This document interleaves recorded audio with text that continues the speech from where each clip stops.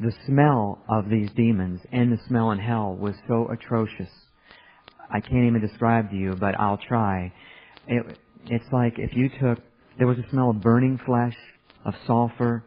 There was a smell of the demons were like an open sewer, putrid and rotten meat or bad eggs and milk and everything you can imagine. Take it times 1,000 again and put it up to your nose and just breathe that in. It was so toxic it would kill you if you were here in this body. You would die. And I wondered, why am I living again through this smell? It's just so horrendous. But again, you don't die. You have to endure it. The profanities that they were cursing out God, that's mentioned also in Ezekiel 22 through 26. I am profaned among them, the word says, and profane means degraded, vulgar language, and blasphemous. The torments that they were doing on me, it's mentioned in Deuteronomy 32, 22 through 24. It says, for a fire is kindled in mine anger, and shall burn into the lowest hell. They shall be burnt with hunger, and devoured with burning heat, and with bitter destruction. I will also send the teeth of beasts upon them, with the poison of serpents of the dust.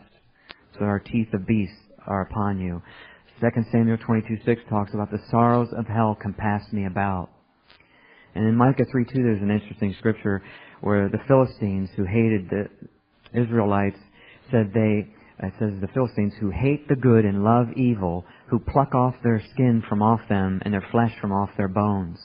That's what they did to the Jewish people. So that's in the natural, that's what they did. But where do they get that idea from? That comes from hell. That's what the demons do.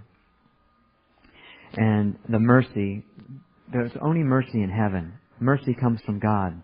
And the devil has no knowledge of any kind of mercy. He's totally against that. Psalm 36:5, Thy mercy, O Lord, is in the heavens. It's definitely not in hell. And in Psalm 74:20 it says, For the dark places of the earth are full of the habitations of cruelty. It's just a cruel, miserable, horrible place that you have to endure. You have to endure all these things. Another thing was, God has made mankind the highest form of creation. He has made us the highest form of His creation. And these demons were the lowest form of creation.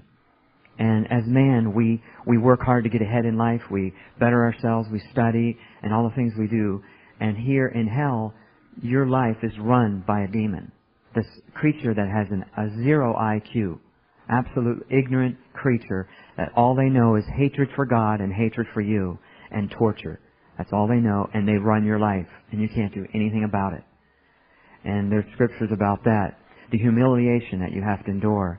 That this thing is going to run my life and I can't stop it.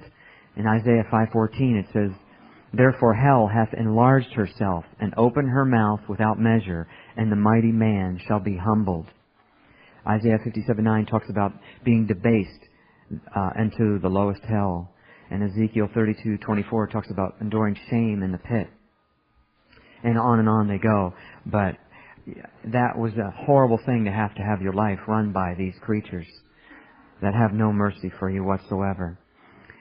I was laying in the cell and it went dark, pitch black. I mean, a darkness which I have never ever felt before. And I've been down in caves and things, way down in iron mines and so forth in Arizona, and there was a blackness that you couldn't even imagine. And I managed to crawl out. Somehow I was able to crawl, and they let me apparently. And I remember where the door was, and so I crawled towards it and felt my way, and I got outside the cell.